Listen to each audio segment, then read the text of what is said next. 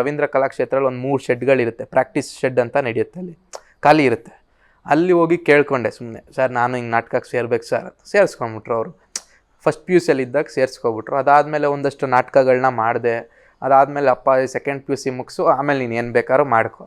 ಅದಾದಮೇಲೆ ಅವ್ರು ಬಂದು ಸೆಕೆಂಡ್ PUC ಎಕ್ಸಾಮ್ಸ್ ಎಲ್ಲ ಮುಗಿಸಿ ಒಂದು 6 ತಿಂಗಳು ಗ್ಯಾಪ್ ತೊಗೊಂಡಿದ್ದೆ. ಹೋಗೋಷ್ಟಲ್ಲಿ ಅವ್ರ ಟೀಮು ಉತ್ತರ ಕರ್ನಾಟಕ ಎಲ್ಲ ಶಿಫ್ಟ್ ಆಗಿಬಿಟ್ಟಿದೆ. ನಾವು ಅಲ್ಲಿ ಹೋಗೋಕ್ಕಾಗಲ್ಲ. ಅದಾದಮೇಲೆ ನಮಗೆ ಮಾಲೂರು ವಿಜಯ್ ಅನ್ನೋ ಗುರುಗಳು ಸಿಕ್ಕಿದ್ರು, ರಂಗ ವಿಜಯ್ ಅನ್ನೋ ಟೀಮ್ ಸಿಕ್ತು.